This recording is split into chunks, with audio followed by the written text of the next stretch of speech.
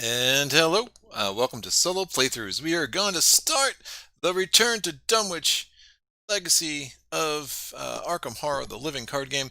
Just making sure my settings are good here. Cool. All right. As always, Mrs. Playthroughs is monitoring the chat. Be very nice to her. We are on a 25-second delay, so things you are seeing happen 25 seconds in the past. Normally not an issue, but just want to make you aware of that. So I have a mess of cards in front of me, so let's start organizing this. So here's my Wendy Adams build. And for those of you who did not watch the Return to the Night of the Zealot playthrough that I did, I am going to sequentially go through the survivor characters. The Return to the Night of the Zealot, I used the Guardian characters. Now I'm going to use the survivor characters, and I'm going to go in the order that they came out, one scenario at a time through Dunwich Legacy, right? So we have Wendy Adams kicking things off. I'm going to take the story that we develop with her, and I'm just going to apply that to Ashcan Pete in scenario 2, and then we'll develop more of the story, and we'll apply that to William York in scenario 3, so forth and so on. Mrs. Playthroughs is Sarah Wash tonight. I don't know if she's going to change that to her stage name, but I think she will. That is it. So Wendy Adams, I got a lot of slack, by the way, for my top 10 investigators for not showing survivors more love. I do like the survivors. I think they're very clever. Obviously, Silas Marsh was in my top 4. I just think the Mystics and people like Tony Morgan and investigators like Ursula are just that much better. But the Survivor class will always give you a chance to win true solo. It's funny. I got a lot of slack for two things. One, I didn't include enough survivors, and number two, I included William York, and I really couldn't understand how those two things came together. But it is what it is. But yeah, this is Wendy's a really strong character. I heard it. I think it was playing board games. One of the guys on there was like, basically you can have her deck be 15 pieces of paper and 15 good cards, and you'd have a chance just because of her special ability. And that's actually probably pretty accurate. So I have cards from every cycle, including the investigator decks, in the build that I did. This is not a go-to build for me. I always start from scratch every time. Which more cards out, that takes it's a little bit daunting. I tweeted out today that it's more fun to build decks, but it's also simultaneously more arduous because it is so many cards to choose from. Hey, what's up, Tony? So it took a little bit of doing. But I think I have something that makes sense, and I think it will work. And I do plan on finishing this campaign out on my own off camera before I come back with Ashcan Pete in a month. So I did want to try to build this deck with the eye toward being able to succeed, not just in this scenario, but for the rest of the campaign. And that does, change some differences here and there on the edges of what cards you take. Wendy, well, let me start with her character. So Wendy Adams, when I first started playing this, I assumed she was a young lady. I did not realize that, no, she's like a kid. She's really just a kid, which makes some of the thematic nature of this a little bit weird, not gonna lie, but it works. So here you go. Wendy Adams, her little flavor text: Mama used to let Wendy play with her necklace when she was small. Mama would tell her stories, and Wendy would spin the necklace and watch as it glittered. Then word came that her father had been lost at sea, and Mama Mama is such a weird word. Whatever. Mama started acting strange, drawing unusual symbols in chalk all over the house. They took Mama to the asylum. This is really a really cheerful story to start the day with. And Wendy went to the orphanage. Before they took her away, Mama gave her the necklace to protect her. Wendy stayed in the orphanage for several years before running away, deciding that she could take better care of herself on her own. Her build is pretty simple. Based all the Zealot characters are very, very similar. She has access to all Survivor cards levels 0 to 5. Her secondary class is Rogue. She has access to all Rogues levels 0 to 2. What's up, Rolo? And she has access to all neutral cards levels 0 to 5 as well. So her stat line is a 4-3-1-4. She's not very good in fighting, so that is obviously a big concern. As I said in defending my true solo list, I have lost more scenarios in my life as an Arkham player because I had an enemy I couldn't deal with, far more than, and I lost scenarios because I couldn't get clues, right? So my build does reflect that. I do want to find a way to make sure that I can deal with enemies I don't need to deal with all the enemies, but there's going to be one or two I'm going to need to deal with in almost every scenario, and that does influence how I think about this game. All right, so she is the drifter. Also, so she's the urchin. I'm sorry, her keyword is drifter, but she is Wendy Adams, the urchin. Her special ability, it is a triggered ability. It's when you reveal a chaos token, you may. It says choose and discard. That always means you may choose and discard one card from your hand, cancel that chaos token, and return it to the bag. Reveal a new chaos token, limit once per test or ability. Her Elder Sign effect is kind of useless. It's +0, but if Wendy's amulet is in play, you automatically succeed instead. You automatically succeed instead, is what I was trying to say there. And then her stats, she has 7 health and she has 7 sanity, so she might be wee, but she is mighty, is, what the cool kids say, I guess. Wendy's amulet, what is that? So if this was in play, she automatically succeeds if you pull the Elder Sign. Trust me, we're not playing for that to happen. Her special asset, her unique asset, is you may play the topmost event in your discard pile as if it were in your hand. Forced after you play an event, place it on the bottom of your deck instead of in your discard pile. So it's not like you can even use an event and put it there to reuse it with Wendy's amulet. I honestly find this card utterly useless. I'm sure if there's someone who disagrees with this, tell me in the comments. I just haven't ever seen this work for me. So I tend to just like this card because I treat it like an unexpected courage, and I have the 2 wild icons. Bing, let me win something that I need to win. Her unique weakness, yeah, I mean, I guess I don't find it that brutal. You take 2 horror, but again, you're a little bit tanky anyway, so you have 7 and 7, and you remove all the cards in your discard pile from the game. I mean, again, if you're planning to use Wendy's amulet, that's a big deal. If you have some, events there lined up in a way that you want to use them, but other than that, whatever. I'll take 2 horror. That's about it. You can do far worse as far as weaknesses go. Again, every deck build, you have 30 cards, not counting your 2 unique cards, and then or more in some cases, and then you have 1 random basic weakness. The random basic weakness I drew is a classic. It's Amnesia. So basic weakness, madness, revelation, choose and discard all but 1 card from your hand. Wait, where am I? What was I doing? Brutal. It's a very, very brutal weakness from the original game, but it is what it is. Hopefully it doesn't come out when we have a full hand of 7 or 8 cards. All right, that is that. So the rest of the build, so those are the unique cards and the weaknesses. I put cards out in the order of the cycle they came out. As you will see, the plurality of my deck is going to be from the Knight of the Zealot campaign, right? So you still go to those old standbys, man. I got a leather coat, I got pickpocketing, a sneak attack, perception, and then a bunch of skill cards. Another event from Return to the Knight of the, I'm sorry, not Return, I'm going to say Return to a million times. Another card from the Knight of the Zealot cycle is Look What I Found. You fail a test while investigating by 2 or less, you get to discover 2 clues anyway. When you're building for Wendy, as with a lot of survivors, you're not going to go crazy with assets, right? You're not going to be like the mystics who always need their spells. You're not going to be like the guardians who always want their weapons. You're mostly going to be building a deck with a lot of skill cards and with a lot of events, and getting the combination of those to work together to make you able to do what you need to do. I mean, Lucky is a classic for the survivor class. When you would fail a skill test, you get to play this, adds 2 to your skill value. I played this wrong for a long time. I thought this was a way better than it was. I thought that you would basically modify, you could only go down to 0, then you could add 2 from there. The actual mechanic of skill test timing, the +2 actually triggers. So if you were to get to like -3 because you drew a -4 or whatever, like I'm prone to do, the +2 would only get you to -1. So I was actually winning a lot of tests with Lucky that I shouldn't have over the course of the ages. So maybe that's why I pulled so bad out of the chaos bag. The old ones were just getting back at me. So those are my Zealot cards. My Dunwich cards, I do not have a lot of them, but I find these are probably the most important cards in my deck right now.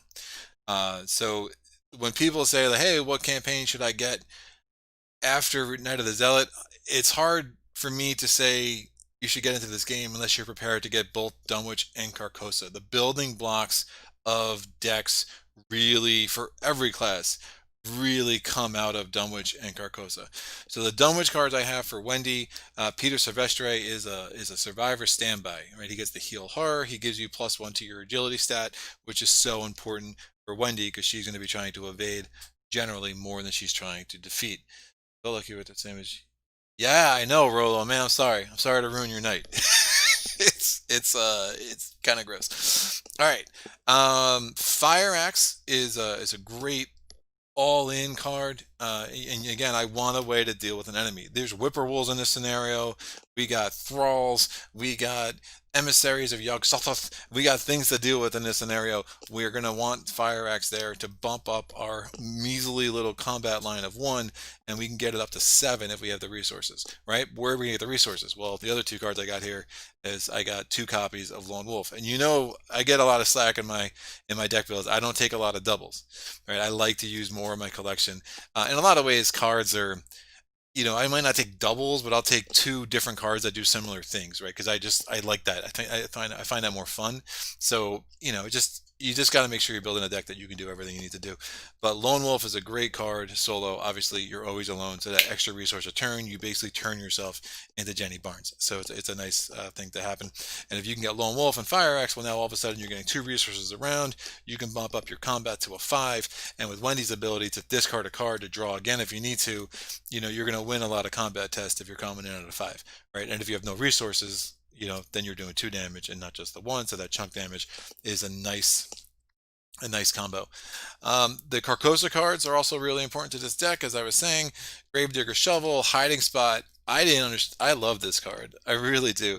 I find it very, very useful in a lot of circumstances. Cherished Keepsake, Waylay is a nice card, and then I got Grandma here, Madame Labranche, the mysterious benefactress. She can be really helpful, especially if you don't get one of those lone wolves out early. If you're out of resources, exhaust her, take a resource, right?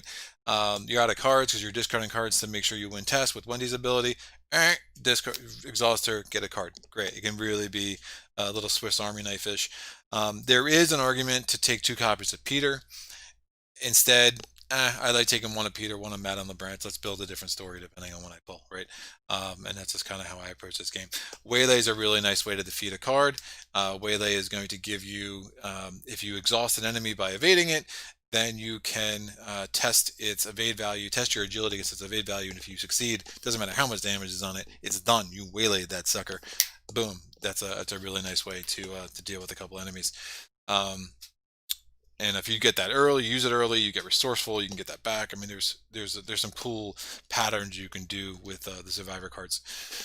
Then it starts to taper off. I mean, that is the bulk of my deck, right? And now we're going to get into the cycles that followed. In the Forgotten Age cycle, I only have 4 cards. Last Chance is a very survivor-heavy card. It's really nice. Perseverance, very survivory, and Live and Learn, which in some ways does some similar things to Lucky, but they're different, right? So instead of taking 2 copies of Lucky, I took 1 copy of Live and Learn, 1 copy of Lucky, and then we have Winging It on top of that. It's a nice way to get 2 clues when it's in your discard pile. You get to lower the shroud value of a location, and if you play it from your discard pile, you're going to get 2 clues instead of 1. From the Circle Undone cycle, I only have 1 card, and it's a good one. Track Shoes, really, really good card. It gives you +1 to your agility, so you get that boost. And then once you move, you can exhaust it, and then if you succeed an agility test of a 3, now you're coming in at a 5, right? With Wendy Adams 4 plus the 1 on there, and if you get Peter out there, you're coming in at a 6. You succeed that, then you can move again. Gives you those extra actions. Then after that, I have from the Investigator decks, from the Winifred Habermock deck, I have Sneak By. You get 2 resources when you evade. And I have Nimble. It's a nice skill card that potentially you can, if you succeed in the evade, if you succeed by more than 0, right, you'll get a chance to move a few locations away, which is nice. And then Old Keyring, which I like better than Flashlight, because you are going to be guaranteed to get 2 clues, even if you pull really bad. And hopefully we'll have that come out and we can see how that works. Cards I did not take. I did not take Leo. Which, Dunwich is such a ally heavy campaign that as you pick up allies, I just, Leo and that's 6 resources. I mean, Leo is great. He's one of the strongest characters in the game, but he can be pretty hard to get out. And thematically I just went in a different direction, but I mean I think that's probably a weakness in this deck. If I was optimizing it, you probably would want to put Leo in there. But other than that, I really can't think of much. The Survivor deck, the Survivor builds are fun because I mean once you start getting XP, you start getting the exile cards, and you can start doing some really cool things as you go. But hopefully we'll have opportunity to see that as we play this campaign through. All right, so where are we at? We are going to the university. I'm not going to read the flavor text for this scenario. As you see, I got the scenario card up in the corner, so that will kind of help in case I pull any skulls or any cultists. We don't start with the tablet with an elder thing in the bag, but in case again, if you don't know Dunwich, you can do either 1A or 1B first, so there would be some opportunities for an elder thing to end up in the bag, but we won't have to deal with that.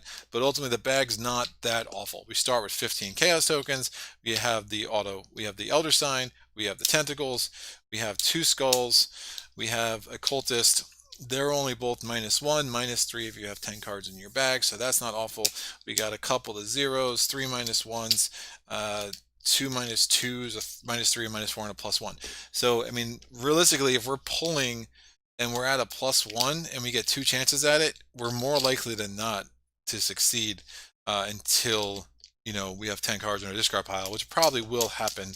This scenario really likes to attack your discard pile, and then in that case we would have a -3 if and only if we pulled the cultist. So it's or the -3 obviously, but so the bag's really not that bad. All right, we're doing the return to. So some changes in the return to. The most notable is that, so this is our setup. We start in the Miskatonic quad. You have the science building here, the administration building, the student union, and the humanities building. There are 3 other locations that start out of play. I do have the Night is Still Young faculty offices. The other one I took out of play already. That's over there. And then we have 4 other story cards that are just off to the side until we're instructed what to do with them. Alchemical Concoction, Professor Warren Rice, The Experiment, and Jazz Mulligan, who we will hear his name later for sure. In the return to, you are going to randomize between the Warren Library or the Warren Observatory. So I will shuffle these up. I'm going to roll the die. 1, 2, 3, 4, 5, 6. I rolled a 6. We're going old school with the Warren Library. Fine. Warren Observatory is out. Now let's wait for another day. It's not a huge difference. Warren Library basically takes 2 actions to investigate. The Warren Observatory, it does some other things. So there's, just makes it harder to investigate than the normal course of things. What is in the encounter deck? We have the Bishop's Thralls, right? So that encounter set's not awful. The sorcery encounter set, Beyond the Veil, is a big thing to look out for. Beyond the Veil, it's comes into play in your threat area, and if your deck has 0 cards, you take 10 damage, which generally speaking means you die, right? So that's something to definitely watch out for. We like card draws when we're Wendy, but we don't want to go crazy with it because most likely we will end up with the Beyond the Veil in our threat area at some point in this scenario. So really don't want to go through our entire deck because that would not end well for us. We have the Whippoorwills. They are super annoying. And I think that's it. Oh, and then the return to does add 2 enthralled security guards. If this was the second scenario we were doing and at the first, we would have one of them would start in play. Now, there's more. So the return to tells us that if you're just playing the strict return to, you are supposed to basically replace 4 of the encounter sets from the regular Dunwich campaign, and you're going to replace them with these other 4 counter sets from the return to. It does tell you a variant though that if you want, you can mix the 2 encounter sets together, both the original and the replacement, shuffle them up, and then take the appropriate number of cards out. I have grown to prefer to play that way. I like the return twos a lot, but one of the things I really like about it is the variability it provides to my campaigns. And there's some nostalgia for me, I think, in just seeing the originals. Sometimes the return to cards are more brutal. Sometimes they're less brutal. Sometimes they just give you more options. Sometimes they're practically identical. But for me, I do want to mix it up that way and just see more cards. Every scenario feels a little different. It does make setup a little bit more annoying, but that we will deal with. So I'm going to take both there's a locked doors, and I forget what this they're the secret doors. I forget, that's not the name of the set, I don't think, though. So there's 4 of them here. I'm just going to shuffle them real quick, and I'm going to take 2. Those are going to be added to the encounter set. We have the ancient evils and the persistent evils. I don't know, another evil garbage. So we're going to shuffle these up. There's only 3 in both of those sets, so there's 6 cards in my hand right now. I'm going to take 3. We're going to add that to the encounter set, and then we have the emissaries of Yog-Sothoth and the agents of Yog-Sothoth. I'm going to shuffle these up. We're going to get, so there's 4 in both of these sets, so there's 8 cards in my hand. I'm going to take half of them, so there's 4. And the emissaries are kind of brutal because they have the hunter keyword, which can be a big problem if we're not set up for it. And then we have the beyond. I think it's the beyond and beyond the threshold, or threshold, whatever. So there's actually 6 in both of those encounter sets. So I have 12 cards in my hand. I'm going to take 6 of them and put them in play. All right, so 1, 2, 3, 4, 5, and 6. That's it. So we're going to take these cards now. Going to mix them with each other. We're going to do a quick pile shuffle of the encounter sets. Now we have a really nice varied encounter deck.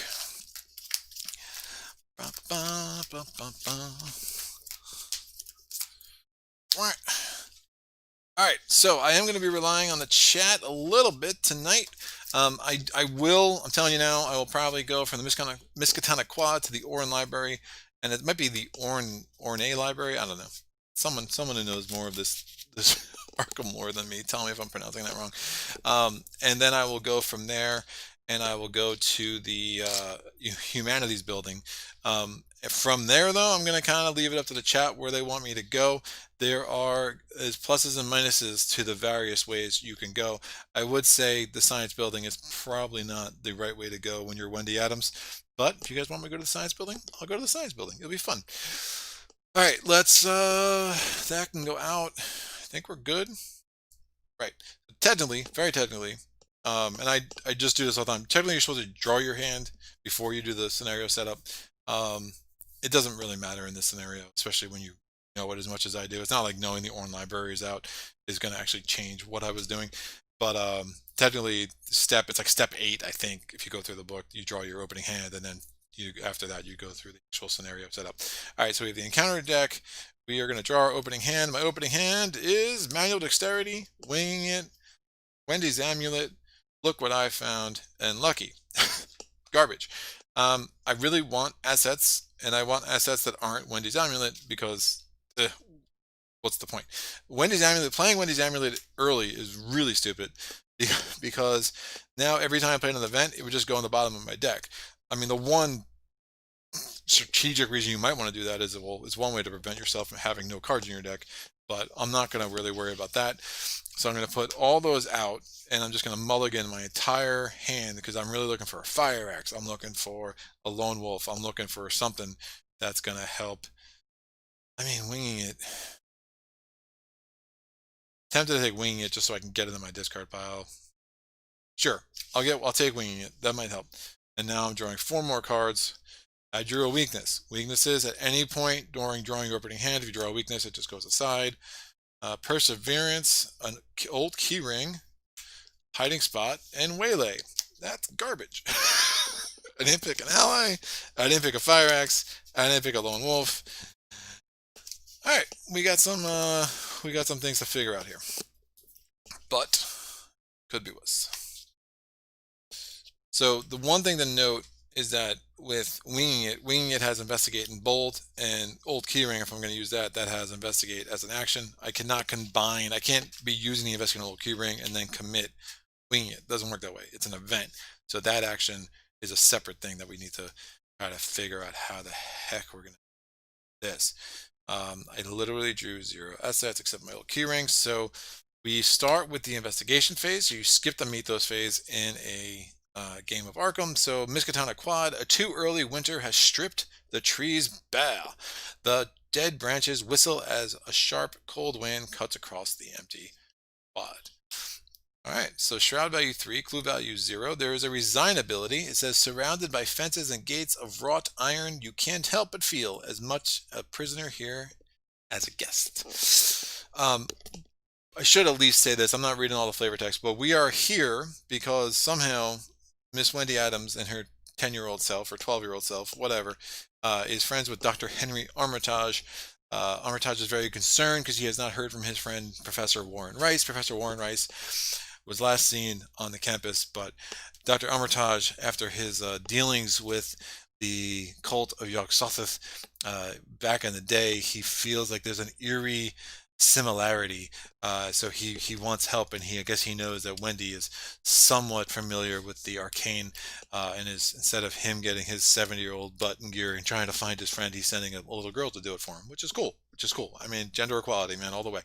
Really radical for the 1920s too. So we're going to. I'm going to put the old keyring in play. Oh, that can be bad. No, I'm not going to do that. I'm going to move to the Orne Library. Orne Library says, 3 floors of weathered gray granite. The library looks more like a reliquary than a place of learning. Stone gargoyles snarl down from above arched windows, and Latin script winds around the double doors at the top of a wide set of stone steps. I don't know if we agree, David. So, so look what I found is great. The thing is, winging it kind of does the same thing, just having that ability to get 2 clues. So look what I found is greater in a multiplayer game where you have more 2 clue locations. Solo, it's like you really only get half the benefit. It's 2 resources. Resources could be at a premium, but we'll see how this goes down. All right, so I'm in the Orne Library. The Orne Library is a labyrinth of dusty bookshelves and poorly lit halls. Its shroud value 3, clue value of 1 per investigator with a victory point, and you must spend 1 additional action to investigate the Orne Library. So it's going to cost me 2 actions to get that. It's got a shroud value of 3. I will play winging it, and that's going to cost me a resource, because again, it's an event, and I'm going to have 2 shots of this. So hopefully we can do it the first time. So I am an investigate value of 3. Going against a 3, but winging it makes it a 2, and these are my last 2 actions for this turn, so this could end up going very badly for me. And boom, -2. I'm going to discard Perseverance using Wendy's ability, and hopefully we pull a little bit better this time. I just want a -1. Yeah, this could be bad.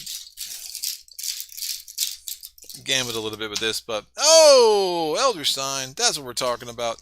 Again, we were definitely more likely than not to succeed there. So I do get that clue, and Wendy's ability comes in huge right in the first scenario. Now, normally I would keep this aside to remind myself that I have winging it, but because of Wendy's ability, on the off chance that I actually put her amulet in play, the order of her discard pile does matter a lot. So winging it will go right on top as part of the cleanup from the skill test, and you have to keep this in order. I will tilt it though, just to make sure I continue to see it. So again, winging is one of those cards you can play out of your discard pile. So that was the investigator phase. We now go to the enemy phase. There are no enemies. We skip that. We go to the upkeep phase. We draw a card. It is sneak by. We take a resource. All right, Mythos phase. We're going to add a Doom to Agenda 1. I should read these. Agenda 1 says, Quiet Halls. You have arrived at the Miskatonic University campus in search of Professor Warren Rice. Classes are over, and a mysterious silence hangs in the air over the quad. It has a doom threshold of 7, and then the act is after hours. Professor Rice was last seen several hours ago by one of Armitage's students in the humanities building. We need 3 clues per investigator to advance. Cool. So Doom, encounter card, what do we get? It is an enthralled security guard. Yikes. Okay. So he only has a 2 combat, but he has a 4. Yikes. He has a 4 agility. He's a hunter. After he attacks you, discard the top 2 cards of your deck. After he's evaded, it's defeated. Oh, that will help. Yeah, that will definitely help. Problem is a 4, and I didn't get Peter or Definitely not fighting it. I can commit sneak by, and that would give me a 6 to a 4. I think that's probably what I'm going to do. It's not like I'm going to need the resources right now because I don't have any assets to put in play. Okay, so that was the Mythos phase. We now go to the investigation phase. I'm going to commit sneak by and use it for its 2 icons. So there's 2 ways I can play this. I can play it as the event, take 2 resources, then try to evade, or I'm playing it for its icons. Boom, my agility is a 4. I'm making it a 6. I'm doing a 6 to a 4, and after he's evaded, he's defeated. I don't really haven't. I've played the Return to a lot. This is one of the first times I've actually had to deal with this clown, but that's fun. So just refreshing my memory there, make sure I'm not screwing this up. So I'm doing a 6 to a 4. This should go okay, I guess. Minus 3. I'm going to discard hiding spot to draw again, thanks to Wendy's ability. How much I'm like, the chaos bag is not that bad. And yeah, so never speak, Greg. Just never speak is really what I need to learn here. So 6 to a 4 again, take 2 because of Wendy's ability. And I pulled the skull. The skull is -1. All right, we're good. So we've evaded the enthralled security guard, and he was just so flabbergasted that he evaded by a little girl that he just went away.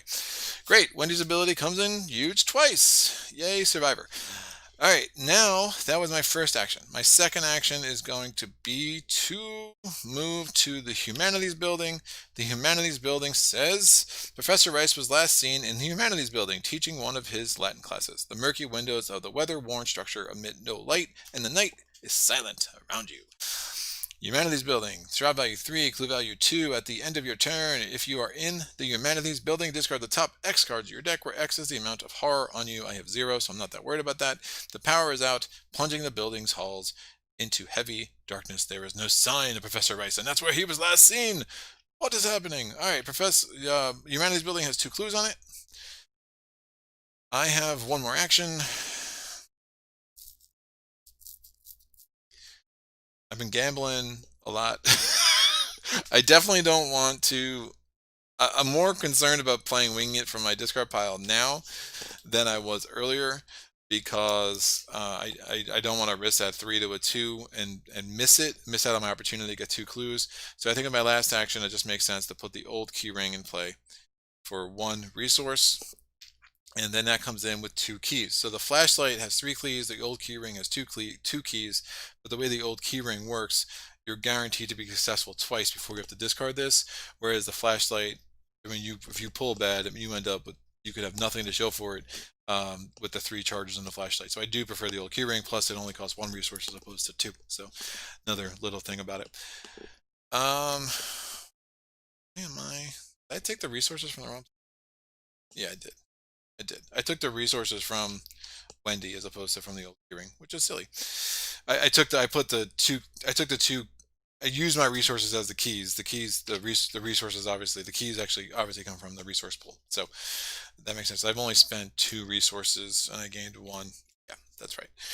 So enemy phase. We are no enemies. We again shock the enthralled security guard. Upkeep phase, we're drawing a card. It is backstab. We're taking a resource. Mythos phase, the second doom on the agenda. Top and counter cards coming our way. It is the Thrall.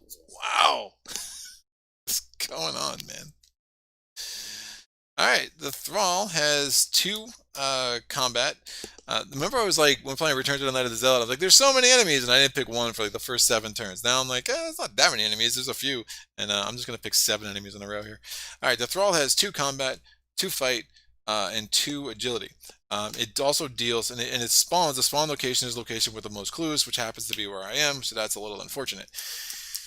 If it yeah, had I done Winging It last turn, that might have been better, because then I could just choose where I want to put this, because everything would have had 0 clues on it, but that's fine. If he does attack me, remember too, he would give me horror, and I would have to start discarding cards if I end my turn in the Humanities Building. So a lot of things going on here. Not a bear.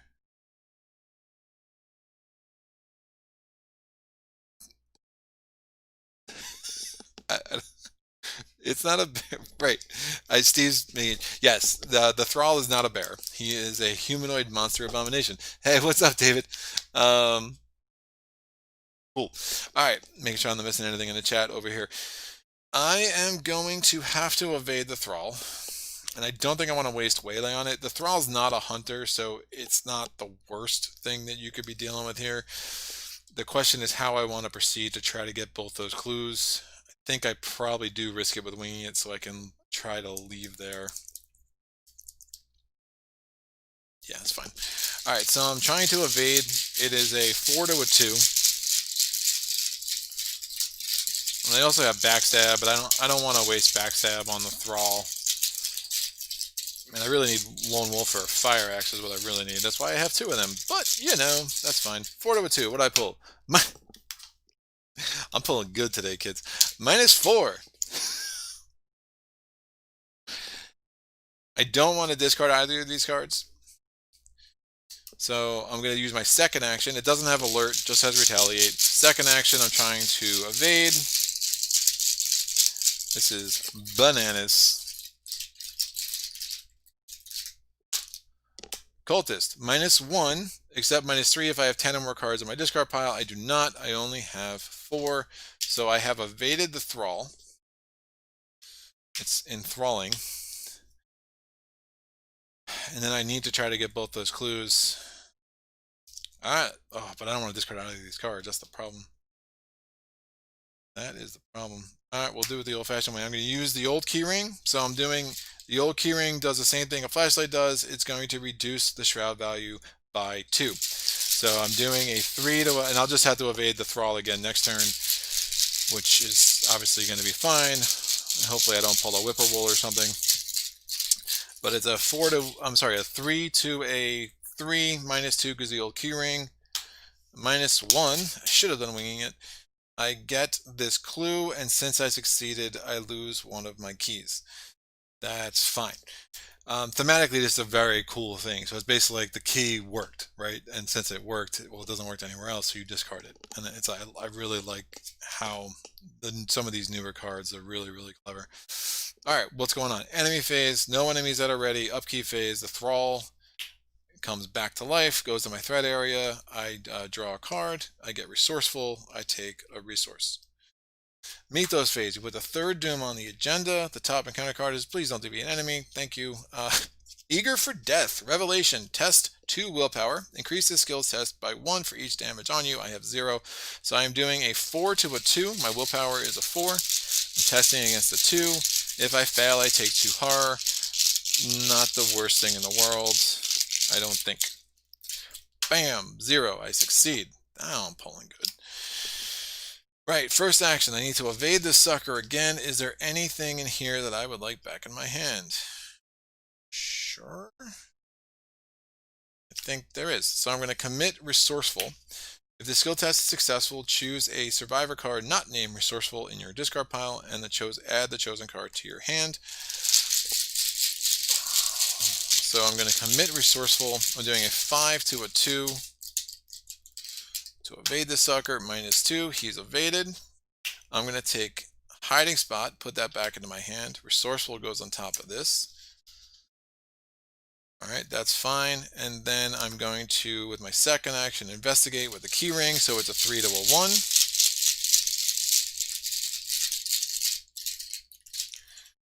And -1, I succeed again. Since I succeed, that goes away. And the keyring does say if there are no keys on it, you do have to discard it. So it's the one advantage of the flashlight is if you had something, like you keep it around, even if it has no charges. And if something says you have to discard an asset, you can use an empty flashlight. The key ring, as soon as all the keys are gone, obviously there's no more asset, so it just goes away. I guess the little ring isn't enough to be an item. And then with my last action, I'm going to move to the quad. So the locations here are pretty straightforward over here. You just have a triangle. The rest of these 3 locations are only individually connected to the quad and back. So there is no connection between the building, the science building and the administration building, and there is no connection between the student union and the administration building. So it does make movement a lot. You got to be really careful in how you move, which is why if I can get the track shoes out, that would be really, really nice. All right, so enemy phase. There's nothing. Upkeep phase. The thrall's gonna ready. Oh, I took this. I did succeed, so I have this clue. Notice I could have advanced the act. I chose not to. Um, yeah, that's fine. That's fine. I mean, the prevailing wisdom is if you can't deal with something that might pop up at you, you don't advance the act. So I just pretty much do that all the time, unless I know there's encounter cards that might make me lose some of my clues, which there are none here. So that's fine. So the thrall readied, upkeep phase. I draw a card, I got my leather coat, and I take a resource, and I am not pulling. Well, fine. Mythos phase. We put the fourth doom on the agenda, and we get a baleful welcome. Peril. Choose two of the following actions: investigate, fight, evade, move, or play. For the remainder of the round, each investigator cannot perform each action that is chosen. If this is the first copy of Baleful Welcome drawn this phase, you must choose 3 actions instead. Obviously, cards like this in a solo game are not that hard to deal with. What am I not going to do this round? I'm not going to fight or evade. All right, great. I can't do fighting or evading. That's totally fine. So investigation phase, I'm going to spend these 3 clues as a triggered ability, and we're going to advance the act. What does it say? You were unable to find Professor Rice, but one of the students you spoke with mentioned a strange man entering Rice's office. Unfortunately, the door leading to the faculty offices is locked at this late hour. The student says that the head janitor, Jazz, might be able to let you in, if you can find him. Shuffle the encounter discard pile and then set aside Jazz Mulligan into the encounter deck. So we have Jazz, we have the encounter discard pile. I'm going to shuffle all these into the encounter deck. Now, Act 2, this is where... I'll tell you why I laughed in a second. So this is more of like a search mechanic here, where Jazz is now buried in the encounter deck, and we have to get him. The fact that they've realized how to balance this for 2 solo in Dunwich, but somehow forgot how to balance their game for 2 solo in Dream Eaters is one of the most fascinating things about Arkham Horror. But I digress. So Rice's whereabouts. Concerned for Professor Rice's safety, you seek out the head janitor. He can let you into the locked sections of the campus. As an action, you get to spend a clue, discard the top 5 cards in the encounter deck, but the top 10 instead if there is 1 player in the game. Thank you for understanding how true solo play works. I appreciate it. Forced. If you discard Jazz Mulligan for any reason, resolve his revelation effect objective. When you take control of Jazz Mulligan, you shall advance. Cool. So I have 3 actions left because I just spent the clues. Where am I going? Someone's going to tell me where I'm going. I'm going to make Sarah tell me, which she loves when I put her on this spot. Yeah, I can go a bunch of ways. Obviously, I need a clue. I need to find Jazz, and the only way I'm going to find him out of this encounter deck, which has about 30-something cards, is that I need to get a clue, and I need to spend that clue. So I'll give the chat like 15 seconds to tell me which way I'm going here, because there's ways I would go, but you know. Science building says the science building dominates the eastern side of the campus. Its windows are dark, save for a lone window shining faintly in the corner of the basement. Steve says student union. Safe but true. All right, administration building says around the AIDS administration building, creepers of ivy climb from the ground in an effort to claim it. The old hall stands alone in an isolated section of the campus, apart from the day-to-day bustle of students. And the student union says, even at this late hour, you can hear a muffled chatter from inside the student union. Perhaps one of the students will know where Professor Rice is. All right, Steve's not messing with me. We're going to go the straightforward route here. I go to the student union with my first action. Forced. After the student union is revealed, we put the dormitories into play. Dormitories say the door leading into the dormitories is locked. You cannot move into the dormitories. The red brick form of the west dormitory could be seen through the trees. It is shroud value 1, clue value 2.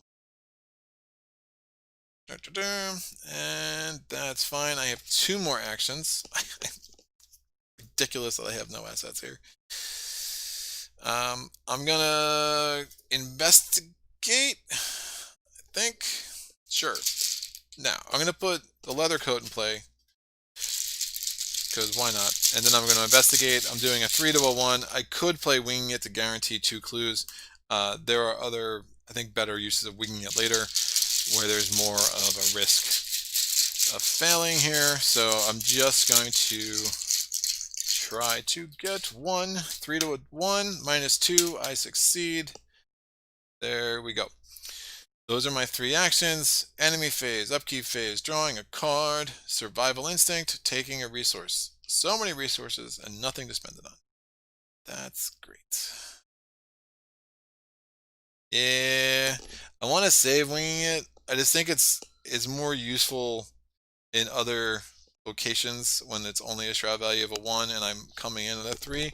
But, you know, we'll see. But of course, obviously I do have a card that might make me lose all of my discard piles. So maybe that would have been a better play. All right. What's happening here? 5th Doom on the agenda. I'm drawing an encounter card. It is pushed into the beyond. Choose and shuffle a non-story asset you control into your deck. Discard the top 3 cards of your deck. If a copy of that asset is discarded, take 2 horror. So I put the leather coat out for nothing. That's fine. Yeah, because this doesn't even gain surge if nothing's discarded in. The hopeful thing though is since I do have 2 weaknesses in here, hopefully I'll lose one of them. But with my luck, I'm going to lose both my fire axes and and a lone wolf. So I'm discarding 3. It is Peter. No. Wendy's amulet, who cares? And last chance. Oh, that's not good. So neither of these is a leather coat, so I don't have to worry about taking the horror, but that was not great. So we go back to the investigation phase. I'm going to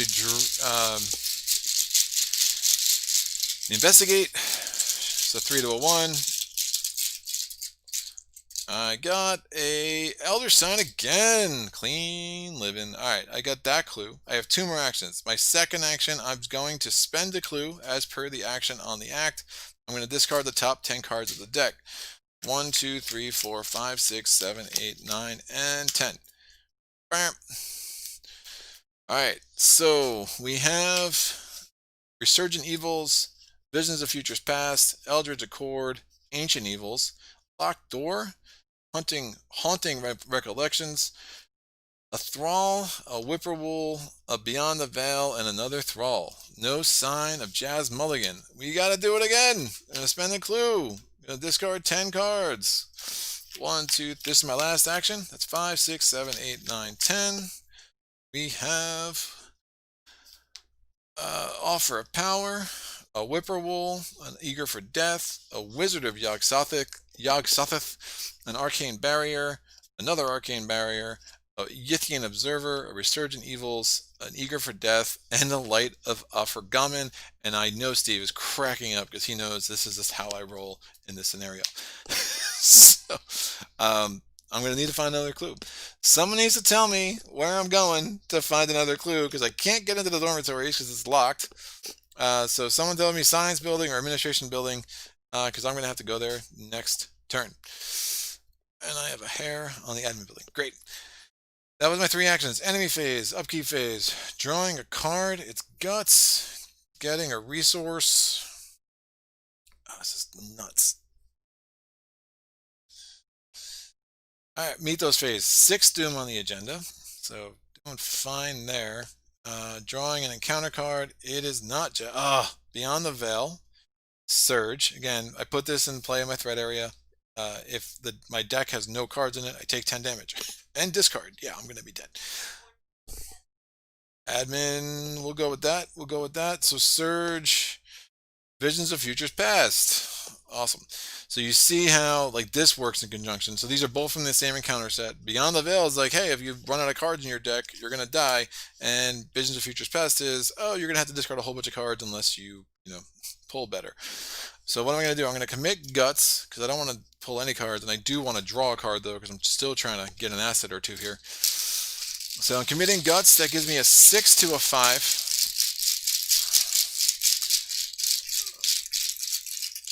All these visions of things to be or things as they might be. Oh, are these visions of things to be or things as they might be? Or could these horrors have already happened? I don't know. These are deep questions. 6 to a 5. -1.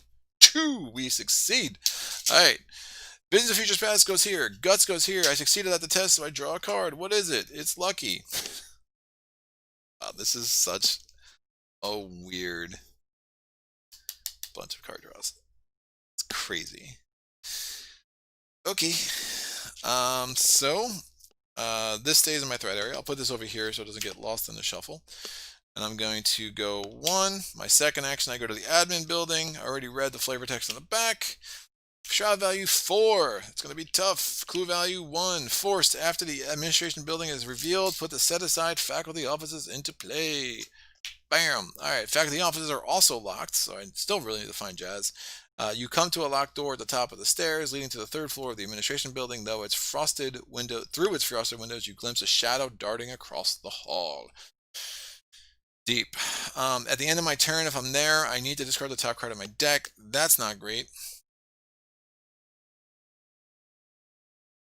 Lucky could really help here. Lucky could definitely help here, because I do need to get that clue.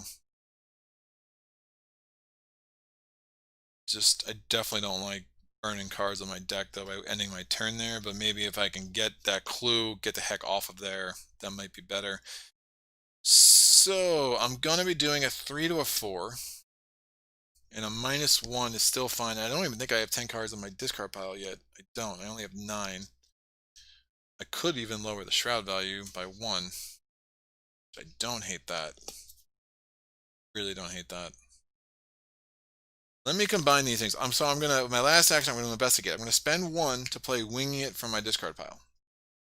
That's gonna make this a 3 to a 3. And I have Lucky here to increase my skill value if I need to. So a 3 to a 3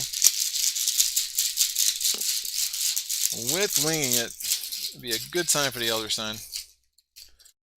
-1 because I pulled the Cultist. -3 if I had 10 cards on my discard pile. I don't, which is cool.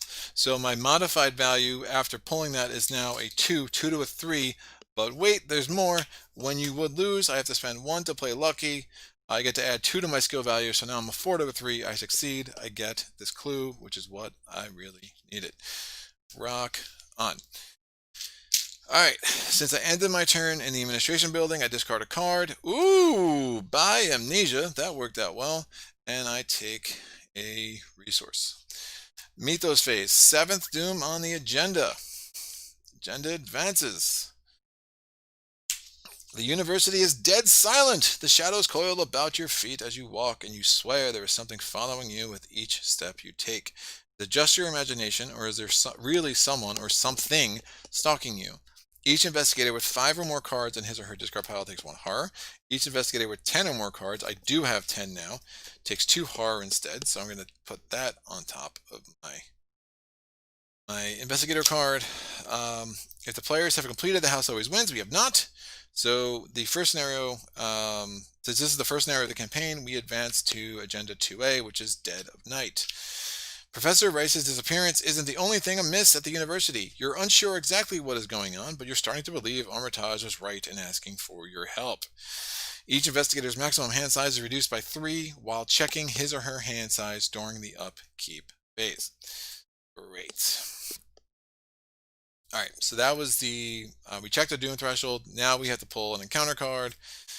Hopefully it'll be Jazz. It is not. It's Beyond the Veil. I would put it in my threat area. I already have a copy there, so it just gets discarded, but the Surge keyword still is there. Oh, gotta be kidding me. Yithian Observer.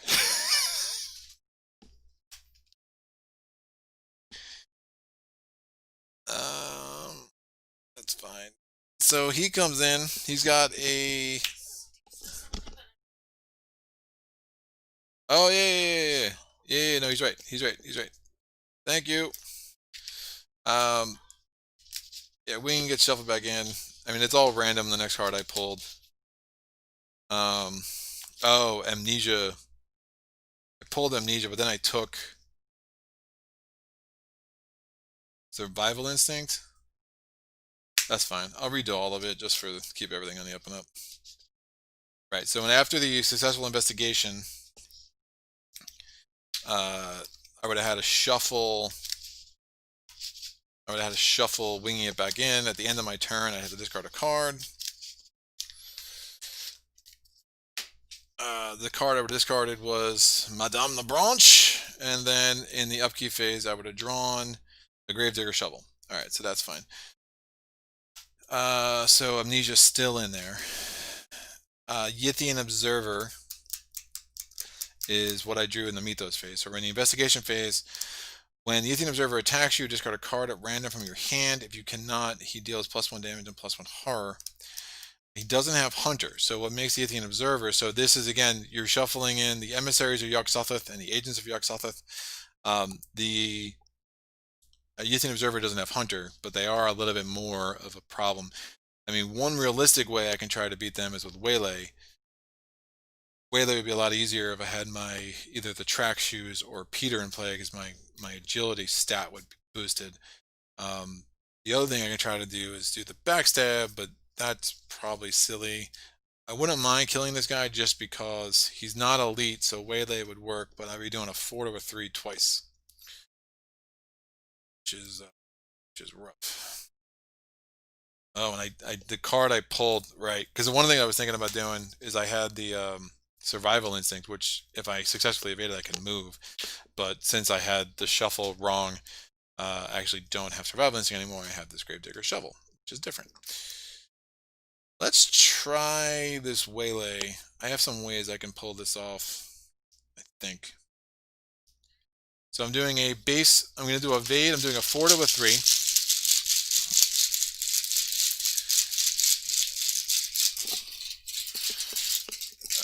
Deck's Chaos Bag's a little bit worse now that I have 10 cards in my discard pile, but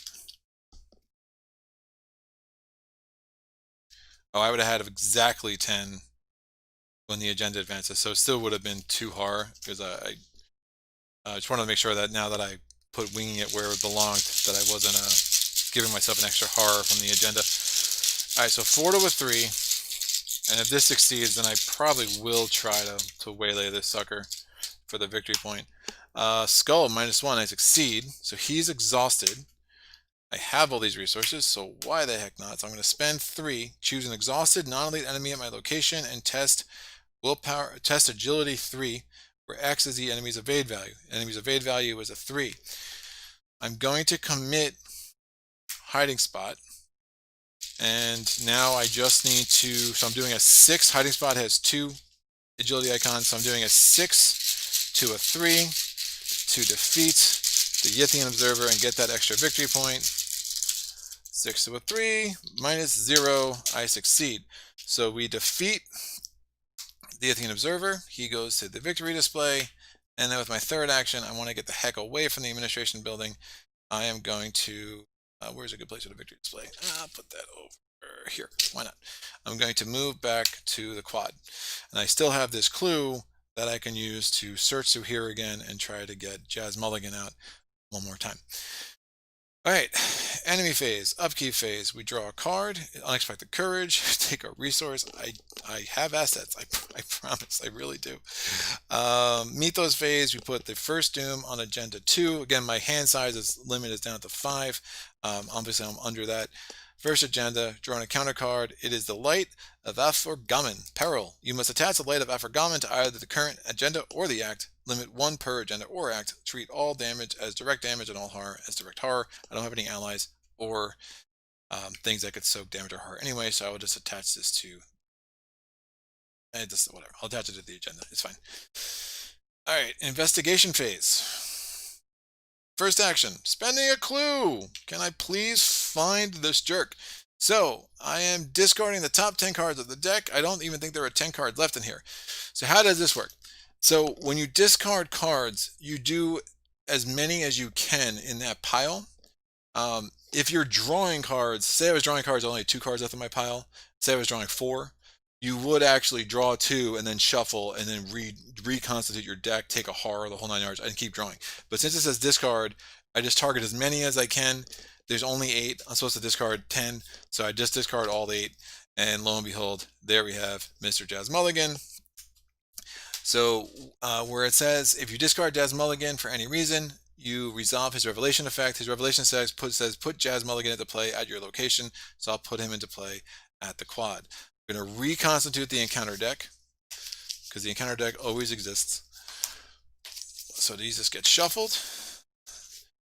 I have 2 more actions, and now we have a parlay ability. So while Jazz Mulligan is not controlled by an investigator, he gains parlay as an action. Test 3 intellect. If you are successful, you take control of Jazz Mulligan. While you control him, you can ignore the text of each unrevealed Miskatonic location. Lo and behold, that's how we'll be able to enter the dormitories or the faculty offices if we so choose. All right, so Jazz is in play here. I have 2 more actions. I can do that parlay test right now. Cool. So I'm going to commit Unexpected Courage. It's 2 wild icons. That gets me a 5 to a 3 for the parlay ability. Oh, please. Tentacles. I'm going to discard the Gravedigger Shovel to draw again because of Wendy's ability. This would be really gross. But, come on. -1. Hey, Elder Sign. Other side of the spectrum. Unexpected Courage is good. I take control of Jazz Mulligan. Cool. So that was my second action. Objective: when you take control of Jazz Mulligan, advance. I still have 1 more action, but here we go. You convince Jazz that something strange is going on and that Professor Rice may be in danger. Oh, somebody tell me where the heck I'm going next now. Maybe in danger. He doesn't trust you enough to hand you his keys, but agrees to come with you. All of a sudden, you hear a crash coming from the science building and a student rushes toward you. Help, he cries. There's some kind of animal loose in the chem labs. I only barely caught a glimpse of it, but he shudders. I think it's heading to the dorms. You've got to do something. If the Alchemy Labs location is not in play, it is not. We put it into play. So Alchemy Labs are now in play. And we spawn the set-aside experiment in the Alchemy Labs. The experiment! Something went terribly wrong. No kidding. Monster Abomination Elite. Massive. Experiment has +3 health per investigator. So it actually has 10 health because it starts with a 7. 4 combat, 2 agility. Force, when the enemy phase begins, you ready the experiment. Objective, so if it was exhausted, it would ready. And then, if somebody's there, it would wallop it. It's not a hunter, so that's good. The experiment is defeated. We advance to Act 3B. All right, Act 3A says you have only moments to react. You could warn the students in the dormitories and escort them to safety, or continue your task of searching for the faculty offices of Professor Rice, or perhaps you could try to slay the beast that threatens the campus. Find and complete an objective on another encounter card. So one of the really cool things about this scenario is it just gives you 3 legitimate ways to win. 1, save the students in the dormitories. 2, find Professor Rice in the faculty offices. 3, we need to try to slay the beast. That would by far be the hardest for me to do with what I have right now. Going to the faculty lounge. Man, you really want those students to die? You're a freaking jerk. Okay. No one else? I got nothing else. All right. Steve like hooked me up early. He's like, yeah, we'll go to the dormitories. And now he's like, nah. now we're gonna throw you to the wolves. Oh, shoot. I have 1 more action. I do not want to end on the administration building because I have to discard another card, and that's not going to help anybody. So I have so many resources, man. I'm going to draw a card, which is a little risky because it'll be on the veil, but I'm actually doing okay, and I just need more cards in my hand because I've had to discard so many cards to do the other thing. So I draw, it is Manual Dexterity. That was my 3rd action. Enemy phase, no enemies. Upkeep phase, draw a card, leather coat, take a resource. What the heck is going on? We are going to put the 2nd Doom on Agenda 2. I draw the top encounter card. It is Ancient Evils. I put another Doom on the agenda. The effect of Ancient Evils can cause the agenda to advance, even though we already checked the Doom threshold. So the agenda is going to advance, so Light of Aforgamen goes away. Then we read this. A cry of fear echoes through the campus, and several students flee from the eastern side of the university where the science building can be found. Could this commotion be linked to Professor Rice's disappearance? Probably not. If the dormitory's location is not in play, put it into play. It is. If the experiment is in play, move it 1 location toward the dormitories. So that goes to the science building because it has to go this way, then here, then here, then here. All right. That's fine. Agenda 3, the Beast Unleashed. Some kind of wild creature is on the loose. Whatever it is, it appears to be headed toward the university dormitories. When this agenda would advance by reaching its doom threshold, the threshold is only 2. Instead, remove all doom, so you don't advance the agenda. You remove all doom from it and move the experiment 1 location toward the dormitories. Then if the experiment gets all the way down to the dormitories, you advance the agenda. That would be bad. We don't want that to happen. The good news is that I've already drawn my encounter card, right? It was the Ancient Evils. So now I can go ahead and try to figure out how I'm making the rest of this work. Oh, man. That's fine. All right, so I'm going to the faculty offices. So I'm going to go 1. I'm going 2, because Steve's the best. And where we go. The night is still young. Shroud value 2. Clue value 2. After the faculty office is revealed, search the encounter deck and discard pile for a humanoid enemy and spawn it here. Shuffle the encounter deck. I have 1 more action. I do have a backstab. I have some options here. All right, now the only reason I can enter there, again, remember, is because I found our friend Jazz. So I need a humanoid enemy. So I got the Thralls. They only have 2 health. The enthralled security guards are humanoid. I can get rid of them just by evading. They don't have a victory point. If I want to be greedy for victory points, I could take the Wizard of Yog-Sothoth. And it'd be risky. But the reality is I have backstab, so I could be going out of a 6 to a 4. And I had a leather coat to give me 2 draws. But if I pulled really bad, then I'm kind of just toast here. If I pull really bad, I could always evade it next turn. So I have some. I think I'm going to try to get that victory point. Why the heck not? Yeah, why not? Let's get another victory point. So this guy, this is the one who was clearly, messing with Professor Rice. Man, he's a friggin' wizard. Of course he is. Oh, man. So I have 1 more action. So I'm going to try to kill the Wizard of Yog-Sothoth. I'm going to commit backstab, or play backstab for the event. So that cost me 3 resources. I'm going to commit manual dexterity. So I have a 6 to a 4. Right? He does not have Hunter, so that's fine. I mean, it doesn't have a Retaliate, which is fine. He has a forced ability. When he's engaged with me, if I draw a Hex or a Pact, he immediately attacks me. So that would come into play during the Mythos phase. All right, so 6 to a 4. Because I'm using agility. I really wish I had my track shoes in play, because it'd be a 7 to a 4. Do it! Eh, whatever. Bing! -4! So gross. Alright! Wendy's ability! I have never used Wendy's ability so many times in a solo game. Alright, this is it, I guess. What the heck, man? So 6 to a 4 for 3 damage. Because again, this attack deals +2 damage. And what do we get? Oh, shoot! -3. That's not good. Alright, -3, so I fail. Oh, that's really bad. Yeah, faculty offices are not. I mean, the reality is I would have gotten whacked by the thrall anyway. Alright, so we lost. It's always something. Enemy phase. Wizard of Yog-Sothoth attacks me. I take 1 damage and 2 horror. Bam, bam, bam, bam. Alright, so we're up to there, and 3. Upkeep phase, I draw a card. It is Nimble. Happy to get that. And I take a resource. 3 to a 2. Yeah, this would be, if I had Winging It still in my discard pile, that'd be nice. Or even, look at what I found. I mean, I have a bunch of cards that I can get here. It's fine. Mythos phase, first Doom on the agenda. Another enemy here would not be good. So is it a Hex or a Pact? No. So that doesn't trigger. Eager for Death.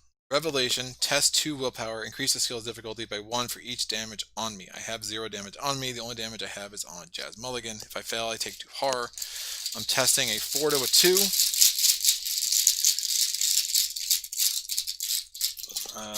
In willpower, I pulled tentacles.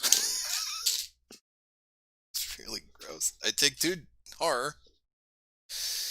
I obviously could not throw away a card here because I'm don't have enough of them to do that. I'm going to do I want to commit Nimble here? Question is, do I try to get a +1 twice, or do I commit that and try to get a +2 once? But if I commit this and I fail, then I'm basically do a +2, then try to do a +1. Right, I'm committing Nimble to do a 5 now. Oh man, the cultist being -3 at this point. This is really bad.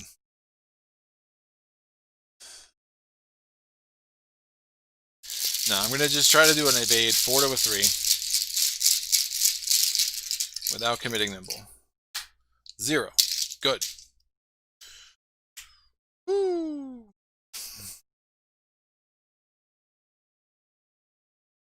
I only need those 2 clues. I guess the question right now. Yeah, I think I just try to do 3 to a 2, and I have Nimble to discard if I need to. And then we just advance this way, which is fine. Okay. So 3 to a 2.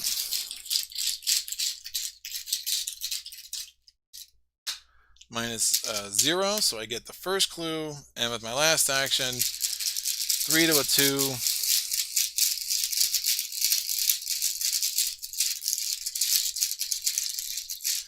Should be 3 +1s in a row. Ah, what did I pull? -1! Alright, 2 clues. Man, if I was feeling really bullish, I could push it and do some things. I'm really just not set up to do anything. Like, I don't have my fire axe. I don't have, like, I really wish I killed the wizard. Obviously, that's another victory point, which could be huge. But, I mean, if I'm playing solo, sometimes if things are really in control, I mean, you could, try to get the victory point on the dormitories as well. Obviously, the different scenarios play out different. The different resolutions play out different, but there's nothing stopping you from trying to get both those victory points and then choosing which resolution you want, depending on the order. The resolution that we're choosing has some drawbacks, but I just don't see how I risk it. I'm already at the 5 horror. Abandon alone would have given me 2 more direct horror, which would have killed me. I mean, if I was actually thinking I should have killed off Jazz to be safe, because if I pulled Abandon alone, that would have just totally killed me. But yeah, Fire Axe I never got. And both of them are in here. Here's my winging it. Here's my track shoes, pickpocketing, both my lone wolves. So the order of the cards did not come out very well, but you see the resourcefulness of the survivor class. So I am going to spend, obviously I looked at my deck, so I'm spending these 2 clues to end this. And lo and behold, since we used this objective, it says if investigators in the faculty office spend 2 clues as a group, we can advance. I advance. We go to resolution 1. We find Warren Rice gagged and tied up. I think he's very thankful. We can add him to our deck. I'm assuming. I guess we'll do that. I mean, there's really no upside of doing what we did if we don't add Warren Rice to our deck. Warren Rice says you get +1 to your intellect, and after you discover the last remaining clue in your location, you can exhaust him and draw an additional card. So it's another card draw. I might actually get rid of Madame Lebranche as a result, just because I don't know if I want to get charisma this early in this campaign. Although at some point I will want to get charisma, just because there's so many allies in Dunwich. So, but that's that. So we pulled it off. It was ugly. At least we were able to use Waylay to get this victory point. I would be much happier if we got this victory point too. The other victory points we have, though, we have 1 victory point on the Orne Library, or the Orne Library, and we have 1 victory point on the faculty offices. If you do this scenario second, the alchemical concoction is a really nice wrinkle to make up for the fact that you have basically three less rounds to deal with it. So it actually gives you a pretty solid shot of defeating the the experiment, because it allows you to do 7 damage, which can be pretty huge, and the attack uses intellect as opposed to combat. But since we did this first, we won't have to do this. Next time we're coming back, we got the casino. We're going to La Bella Luna. It's a very fun scenario. Can be pretty swingy. Ashcan's a good guy to do it with in some ways and not in others. His ability with Duke is a little limited because that move, then investigate ability that Duke gives you doesn't work in a lot of the house always wins scenario, because a lot of those locations actually don't have any clues on them. There's other things you need to do to get those clues. And actually, one of those things, I'll probably actually keep Madame LeBranche around and add Warren Rice, because they could come in handy in the next scenario. But it's a cool one. There's also another wrinkle in the House Always Wins, that if you do a certain thing, which I've literally pulled off once in a million times of playing this with Steve himself, then you actually get you unlock this whole other like subplot and sub narrative in this campaign, which can be pretty fun to pull off when it comes together. But any comments, epiphanies?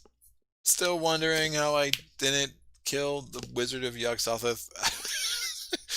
Dude, I've been really bad if I pulled a Hex or a Pact card. I mean, I guess that's another reason why I had to end it, because he would have re-engaged with me, and then the next thing off was a Pact, so he would have attacked me.